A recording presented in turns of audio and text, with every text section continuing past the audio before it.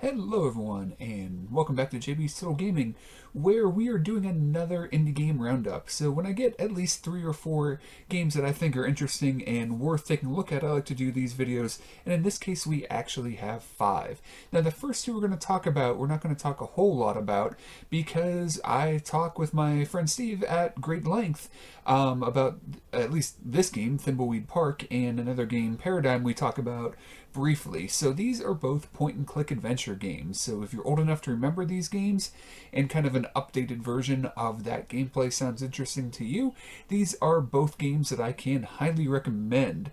We're taking a look at Thimbleweed Park right now, which is $20, and Paradigm is $15 right now. Now, which one do I recommend to you? Now, if you're into kind of the classic style of gameplay, particularly the Maniac Mansion games, then this is the one I would suggest, Thimbleweed Park.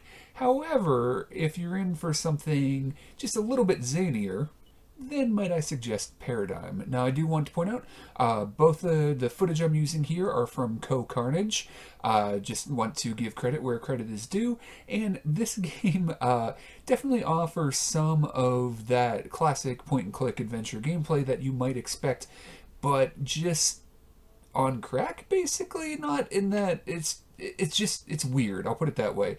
I saw pretty much all of Ko's playthrough of the game, and if you have kind of a warped, I don't even want to say dark, but let's just say you enjoy kind of warped humor, and you enjoy beatboxing, then this is a game that I can also highly recommend at $15. And like I said, if you want to hear more about these games, in particular Thimbleweed Park, then go check out the podcast I did with my friend Steve. And I do apologize that the video didn't record properly, though, so there's just a still image in the background. But I still thought it was a pretty good discussion.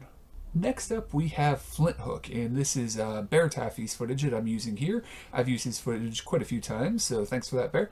And this is a really interesting game. So it is a roguelike game where there are upgrades and kind of persistent upgrades. You know, there are things you can buy before missions, and there are also things that you can get kind of permanent upgrades for. Now, what's really interesting about this, though, is it's done in kind of almost like a loot box or card sort of system where you get random things, but at the same time, you know, there are no microtransactions in the game. It is $15, and you do get the entire game for that.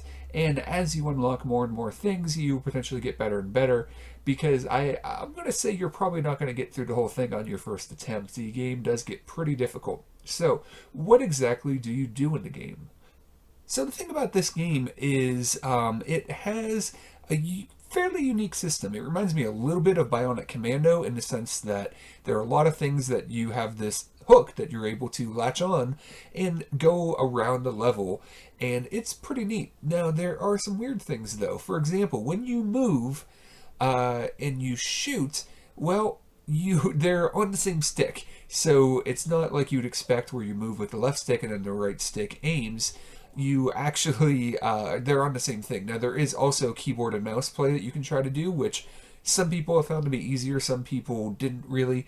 Probably depends on how comfortable you are with each thing. But the whole idea is that you have this unique movement system. Now, there's an upgrade you can get that allows you to be able to stand still and shoot and just aim with that, but then again, you may be more vulnerable with that. There's also a slow down time mechanism, as we just saw there.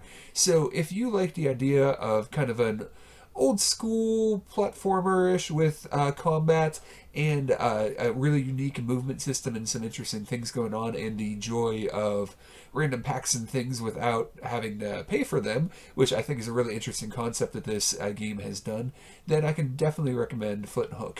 It's, a pretty cool concept, but be warned, it is going to probably take a while to get used to that movement system and using your skills like the time to slow down properly.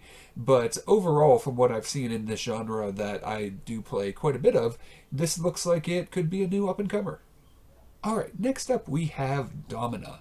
I had thought about talking about Domina earlier, but one of the reasons I didn't is that it didn't have a save system.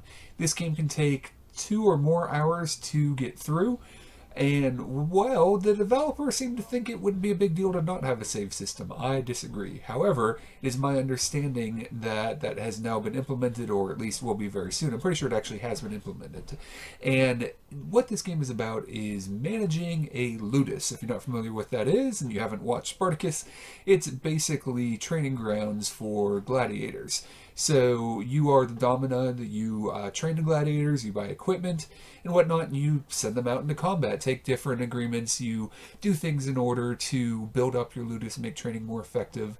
There's quite a bit of management aspect to the game, and the management is probably more than half of the game because obviously there are fights, but usually the fights go pretty quickly, and you're doing all of the management to make sure that you have the people going to fights. You can turn down fights, but then it kind of lowers your reputation meter with whoever's organizing it or whatnot. It's a decently complex management system where you have to hopefully do well in battles to gain resources in order to do better.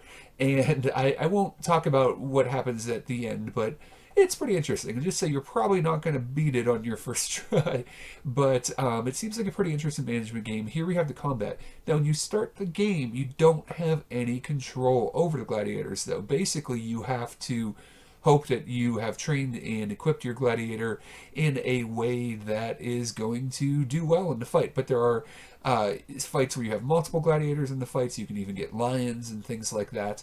And there also is the ability to get mind control if you want to invest in that in the tech tree, where you can control one of the gladiators to a limited extent. And that does make it more of an active combat game. But at the same time, I think it's interesting to maybe not use that and just run it like a management game.